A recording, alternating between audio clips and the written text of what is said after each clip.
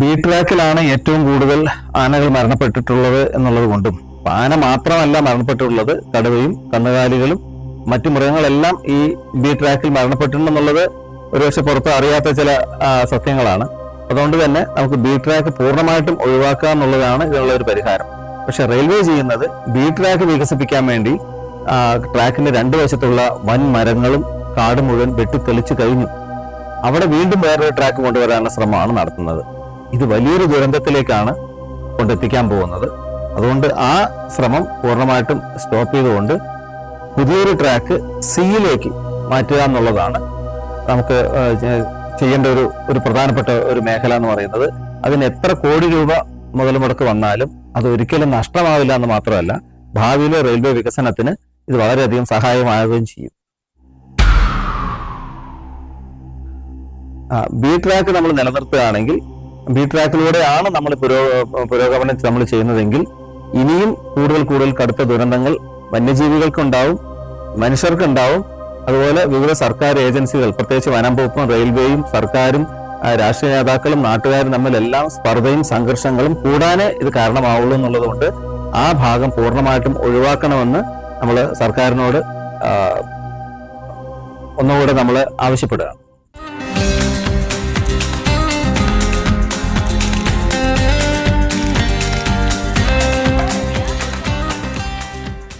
വാളയാറിൽ ട്രെയിൻ ഇടിച്ച് കാട്ടാനകൾ മരിക്കുന്ന സംഭവം ഒരു തുടർക്കഥയാവുകയാണ്.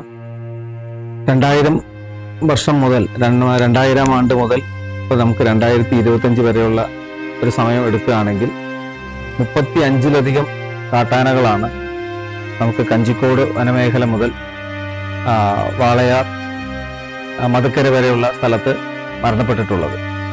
പ്രത്യേകിച്ച് ട്രെയിൻ ഇടിച്ചുള്ള മരണം. അതിന് യഥാർത്ഥ കാരണം പറയുകയാണെങ്കിൽ ഇതൊരു ആനയുടെ സഞ്ചാര മേഖലയാണ്. കഞ്ചിക്കോട് മുതൽ വാളയാർ വരെയുള്ള മേഖലകളിൽ വെറും 7 ആനത്താരകളാണ് നമ്മൾ അന്ന് കണ്ടെത്തിയിട്ടുള്ളത് 2006. പക്ഷെ ഇന്ന് നമ്മൾ നോക്കുകയാണെങ്കിൽ അത് 35ലധികം ആനകളുടെ ക്രോസിംഗ് പോയിന്റ്സ് ആയിട്ട് നമുക്ക് കാണാനായിട്ട് സാധിക്കുന്നുണ്ട്.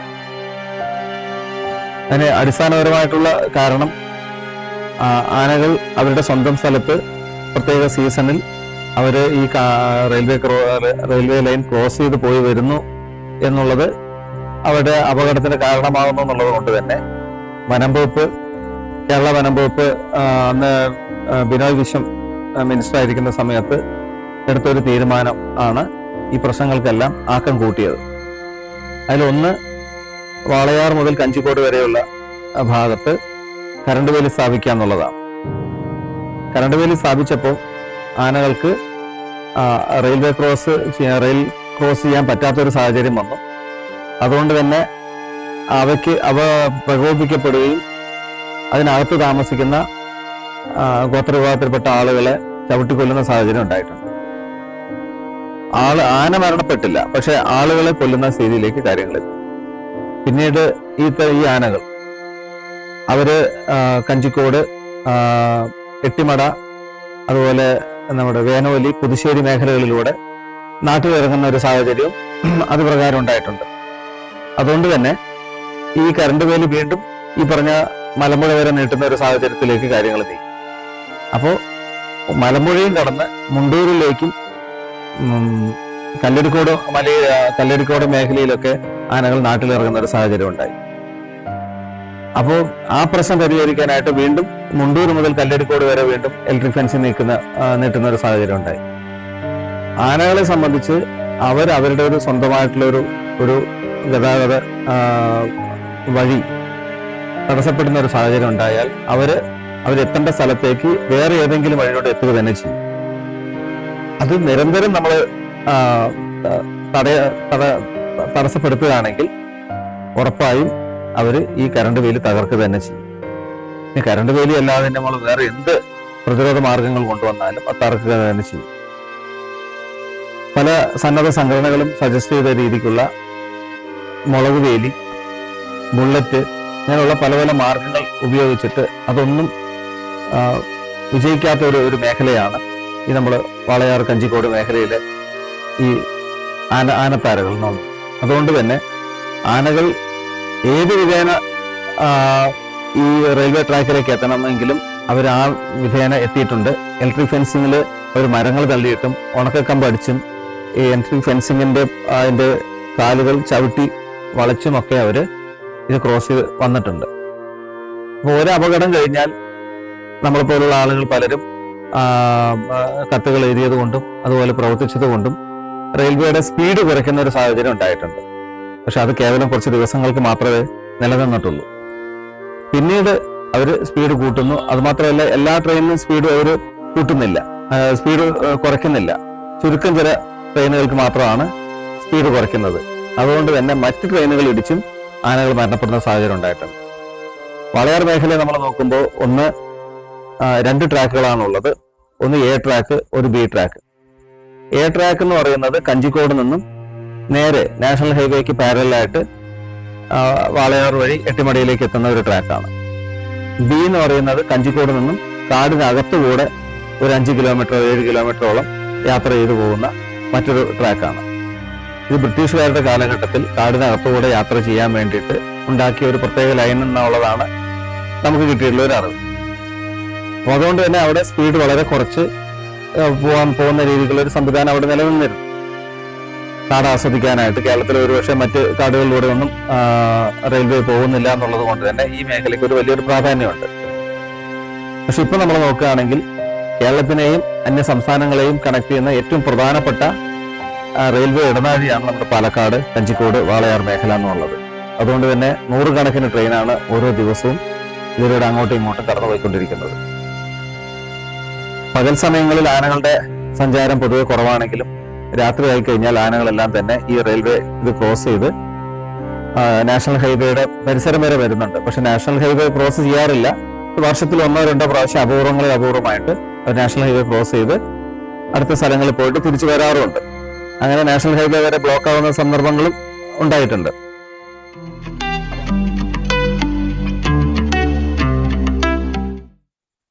അപ്പൊ അതുകൊണ്ട് തന്നെ ഈ ആനകൾ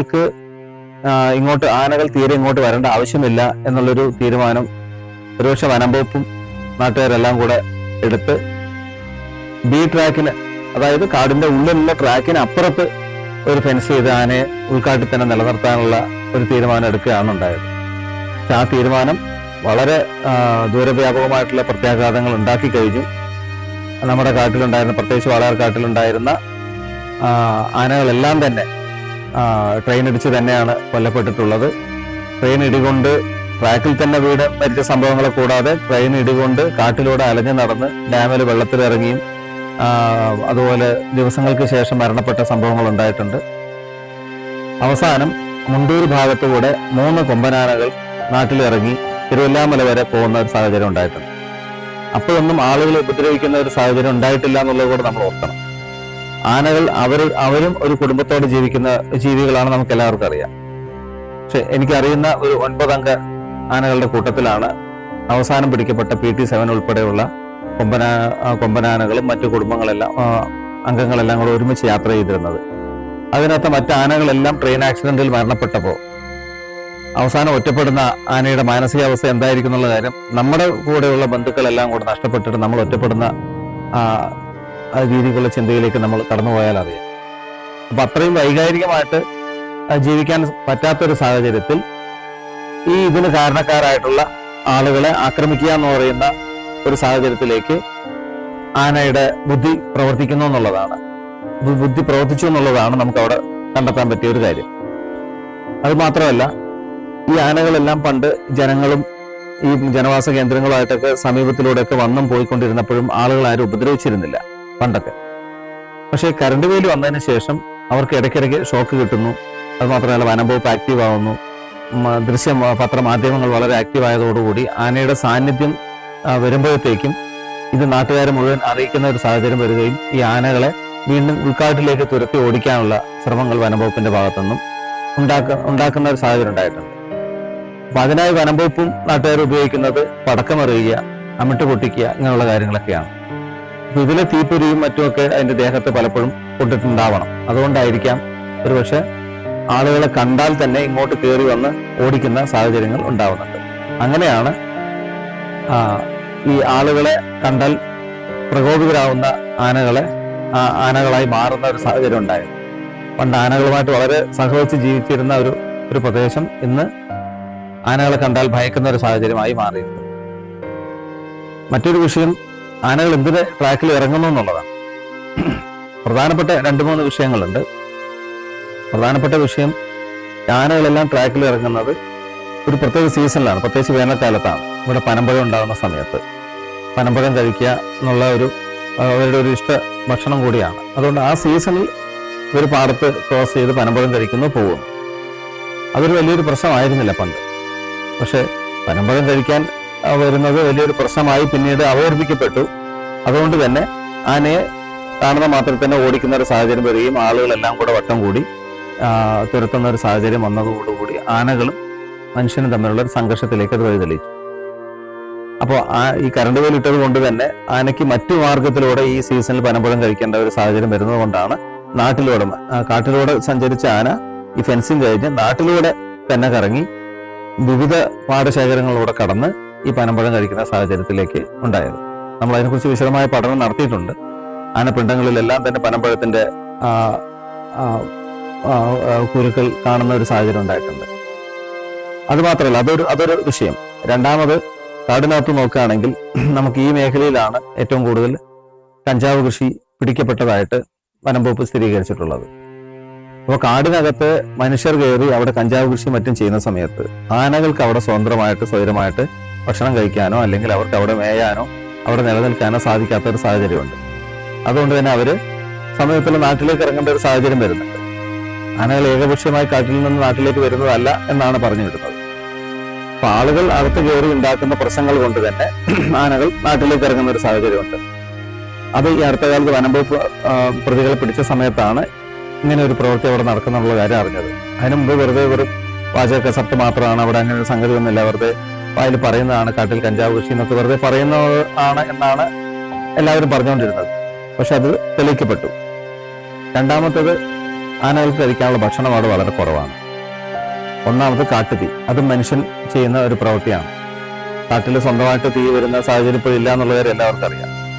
നാട്ടുകാർ തന്നെ ഒരുപക്ഷെ പണ്ട് വനം വകുപ്പിൽ വാച്ചർമാരായിരുന്നവർക്ക് ജോലി കിട്ടാതെ ആവുന്ന സാഹചര്യത്തിൽ അവർ തന്നെ തീ വെച്ച് അവർ തന്നെ വീണ്ടും വാച്ചർമാരായിട്ട് എടുക്കുന്ന ഒരു സാഹചര്യത്തിലേക്ക് അവർ തള്ളിവിടുന്നു എന്നുള്ള ഒരു നിഗമനം തന്നെ വനം വകുപ്പിന്റെ കയ്യിലുണ്ട്.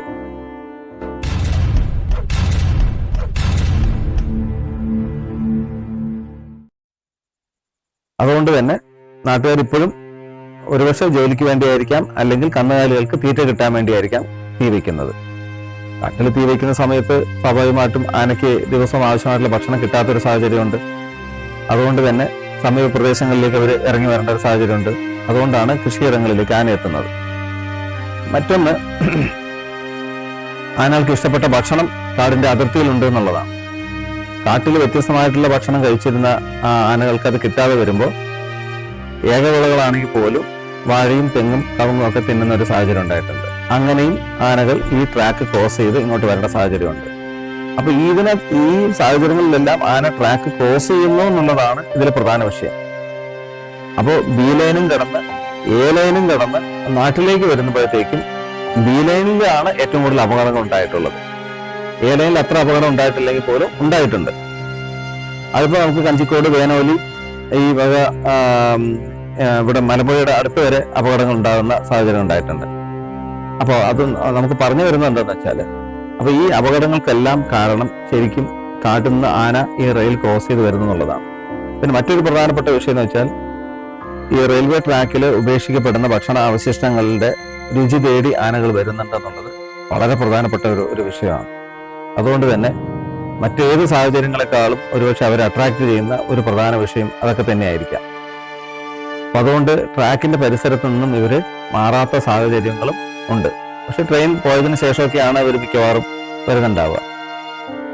അതുകൊണ്ട് തന്നെ ഇവർ ട്രാക്കിലൂടെ നടന്നു പോകുമ്പോൾ ഈ അവിടെ ഇടയ്ക്കുള്ള ട്രെഞ്ചുകൾ ഒക്കെ കടന്നിട്ടൊക്കെയാണ് ട്രെയിൻ ക്രോസ് ചെയ്ത് വരുന്നത്. പാറയെല്ലാം പൊട്ടിച്ച് അതിനകത്തൂടെയൊക്കെയാണ് റെയിൽവേ ട്രാക്ക് ഉണ്ടാക്കിയിട്ടുള്ളത് ചില സ്ഥലങ്ങളിൽ. അതുകൊണ്ട് തന്നെ ആനകൾക്ക് ഈ ട്രെയിൻ വന്നാൽ പോലും അങ്ങോട്ട് മാറി നിൽക്കാൻ പറ്റാത്ത സാഹചര്യങ്ങളുള്ള സ്ഥലങ്ങളുണ്ട്. അവിടെയാണ് ഏറ്റവും കൂടുതൽ മരണങ്ങൾ സംഭവിച്ചിട്ടുള്ളത്.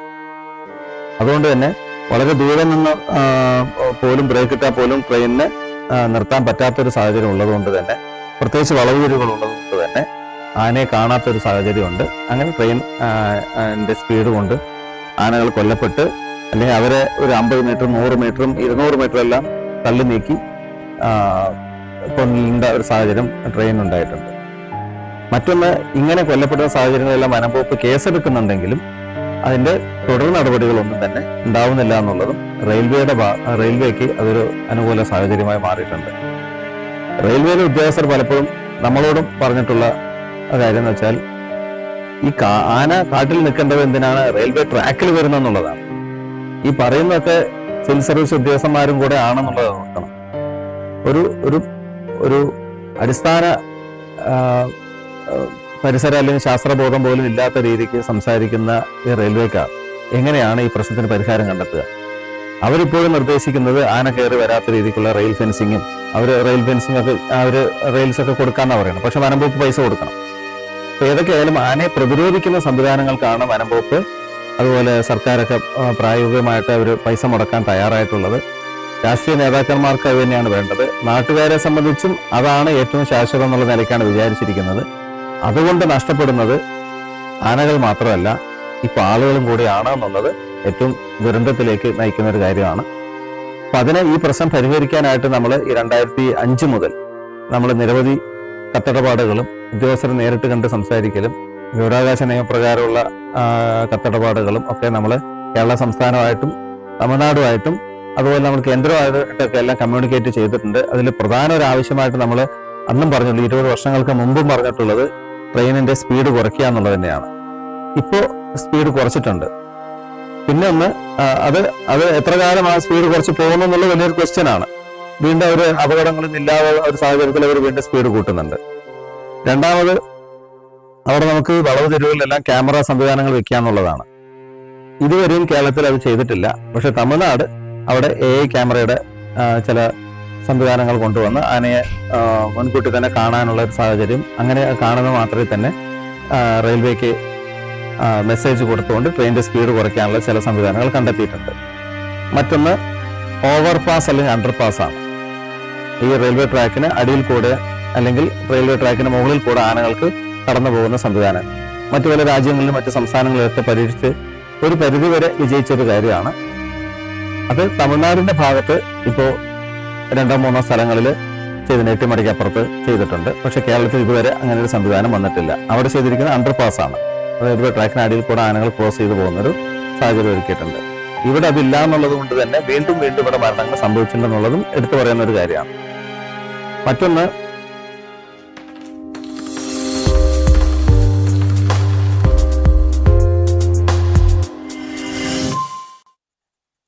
ഏറ്റവും പ്രധാനപ്പെട്ട വിഷയം എന്ന് പറയുന്നത് ഈ കാടിനകത്തുകൂടെയുള്ള റെയിൽവേ ട്രാക്ക് B ട്രാക്ക് മാറ്റുക എന്നുള്ളതാണ്. A ട്രാക്കിലൂടെ ഗതാഗതം കൂടുതൽ കൂട്ടുക എന്നുള്ള നിർദ്ദേശമാണ് നമ്മൾ വെച്ചിരുന്നത്. പക്ഷെ റെയിൽവേ അത് എല്ലായ്പ്പോഴും ഖണ്ഡിച്ചിട്ടുണ്ട്. അത് സാധിക്കില്ല എന്നുള്ളത് അവർ പറയുന്ന കാരണം വെച്ചാൽ A ട്രാക്ക് എന്നുള്ളത് കുറച്ചുകൂടെ ഗ്രേഡിയന്റ് കൂടുതലാണ്. അതുകൊണ്ട് ട്രെയിൻ മുന്നോട്ട് പോയി ഇടയ്ക്ക് ബ്രേക്ക് ഇടേണ്ടി വന്നു കഴിഞ്ഞാൽ നേരെ പുറകിലേക്ക് തിരിഞ്ഞു ഓടി വരുന്നുള്ളതാണ് പറയുന്നത്. അതുകൊണ്ട് പലപ്പോഴും ഗുഡ്സ് ട്രെയിനൊക്കെ ഡബിൾ എഞ്ചിൻ വെച്ചുകൊണ്ടാണ് പോകുന്നത്. മഴ പെയ്ത് കഴിഞ്ഞാൽ ചിലപ്പോൾ സ്ലിപ്പാവും എന്നുള്ള ഈ കാരണങ്ങളാണ് അവർ പറയുന്നത്. അതിൽ എത്രത്തോളം ശാസ്ത്രീയത ഉണ്ടെന്നുള്ള കാര്യങ്ങൾ അത് വിദഗ്ധരാണ് പറയേണ്ടത്. പക്ഷെ ഈ വാദങ്ങളാണ് അവർ പറഞ്ഞുകൊണ്ടിരിക്കുന്നത്. അതുകൊണ്ട് തന്നെ A ട്രാക്കിലൂടെ ട്രെയിൻ വിടാൻ പറ്റില്ല എന്നുള്ളതാണ് അവരുടെ ഒരു വാദം. കാരണം ഗ്രേഡിയന്റ് ആണ് അവർ പറയുന്നത് കാരണം. അപ്പൊ നമ്മൾ നിർദ്ദേശിച്ചിട്ടുള്ളത് A ട്രാക്കിനും വെളിയിൽ, ഇത് കഞ്ചിക്കോട് മുതൽ അല്ലെങ്കിൽ എവിടെയാണോ ആന ഇപ്പോൾ ഇടികൊണ്ട് മരണപ്പെടുന്നത് അവിടെ മുതൽ അല്ലെങ്കിൽ പാലക്കാട് മുതൽ നമ്മുടെ നാഷണൽ ഹൈവേക്ക് പാരലായിട്ട് അപ്പൊ നിലവിലുള്ള ട്രാക്കിന് ഒന്നുകൂടെ വെളിയിൽ A ട്രാക്കിന് സമാന്തരമായിട്ട് മധുക്കര വരെയുള്ള ഭാഗത്ത് ഒരു പുതിയൊരു ട്രാക്ക് ഇടുകയാണെങ്കിൽ അതിലൂടെ ഈ ഗ്രേഡിയന്റ് എല്ലാം കറക്റ്റ് ചെയ്ത് ലെവലാക്കി ഒരു റെയിൽവേ ട്രാക്ക് പണിയാണെങ്കിൽ അവിടെ നമുക്ക് വേണമെങ്കിൽ നമുക്ക് എല്ലാ ട്രെയിനും അതിലൂടെ തന്നെ തിരിച്ചുവിടാനായിട്ട് പറ്റും. ഇപ്പൊ നിലവിലുള്ള A ട്രാക്കും Bക്ക് പകരം ഒരു C ട്രാക്ക് എന്ന് കണക്കായിക്കോളൂ. B ഒഴിവാക്കുന്നു. B ഒരുപക്ഷെ വേണമെങ്കിൽ നമുക്കൊരു പൈതൃക പാതയായിട്ട് അവിടെ നിലനിർത്താം. Aയും Cയും ഉപയോഗിക്കുന്നു. മറ്റൊരു നിർദ്ദേശം നമ്മൾ വെച്ചിട്ടുള്ളത് ഒരു എലിവേറ്റഡ് പാതയാണ്. റെയിൽവേ ട്രാക്ക് എന്നുള്ളത് കുറച്ചൊരു എലിവേറ്റ് ചെയ്തുകൊണ്ട് അങ്ങനെ കൊണ്ടുവരികയാണെങ്കിൽ ഭാവിയിൽ ഹൈ സ്പീഡ് ട്രെയിനും അല്ലെങ്കിൽ ബുള്ളറ്റ് ട്രെയിനൊക്കെ വരുന്നുണ്ടെങ്കിൽ ഈ കേരള സംസ്ഥാനത്തിന് മറ്റ് സംസ്ഥാനങ്ങളായിട്ട് കണക്ട് ചെയ്യുന്ന ഒരു ഹൈ സ്പീഡ് റെയിൽവേ നമുക്ക് കാടിന് മുകളിലൂടെ കൊണ്ടുപോകാനായിട്ട് സാധിക്കും. അപ്പോൾ ഇത്തരത്തിലുള്ള പ്രശ്നങ്ങളൊന്നും തന്നെ ഈ മൃഗങ്ങൾ മരണപ്പെടുന്നതോ അല്ലെങ്കിൽ ആന മരണപ്പെടുന്നതോ ആയിട്ടുള്ള മറ്റു പ്രശ്നങ്ങളൊന്നും തന്നെ ഉണ്ടാവില്ല എന്നുള്ള നിലയ്ക്കാണ് നമ്മൾ സർക്കാരിനോട് ആവശ്യപ്പെട്ടിട്ടുള്ളത്.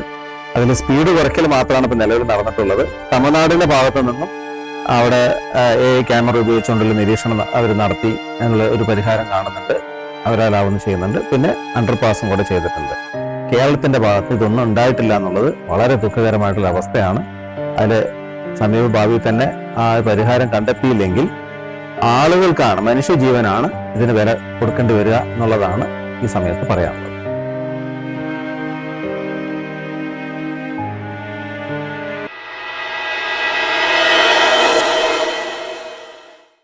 വാളയാർ റേഞ്ചിൽ റെയിൽവേയുടെ ബി ലൈൻ കഞ്ചിക്കോട് വാളയാർ വനമേഖലയിലൂടെ ശരിക്കും ആനത്താരകളെ ക്രോസ് ചെയ്തുകൊണ്ട് തന്നെയാണ് പോകുന്നതെന്നുള്ളത് നമുക്കെല്ലാവർക്കും അറിയാവുന്ന വസ്തുതയാണ്. നമ്മളൊക്കെ കണക്ക് വെച്ച കാലം മുതൽ എടുത്തു പറയുമ്പോൾ ഏകദേശം ഒരു 25 ആനകളാണ് ഈ ഒരു ലൈനിൽ മാത്രം കൊല്ലപ്പെട്ടതെന്നുള്ളതാണ് ഇതിൻ്റെ ഭീകരാവസ്ഥ എത്രത്തോളം ഉള്ളത് മനസ്സിലാക്കേണ്ടത്.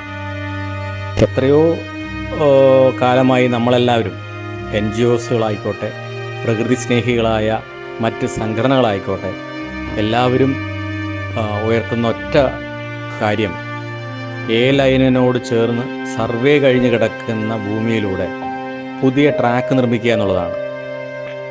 എന്തുകൊണ്ടോ ആനകൾക്കൊന്നും കോടതിയും ഈ പറഞ്ഞ പോലെ നിയമവ്യവസ്ഥകളൊന്നും ഇല്ലാത്തത് കൊണ്ട് ഇന്നും അത് റെയിൽവേ നിസ്സംഗത കാണിക്കുന്നു. മൂല്യം കൊടുക്കണം ഈ വനമേഖലയെ കാത്തു സൂക്ഷിക്കുന്നതിന് വേണ്ടി. ഇനിയെങ്കിലും മാറ്റം ഉണ്ടാവട്ടെ. എത്രയും പെട്ടെന്ന് ലൈൻ ഓട് ചേർന്നുകൊണ്ട് തന്നെ ബി ലൈനും ഉണ്ടാവട്ടെ എന്ന് പ്രത്യാശിക്കുന്നു.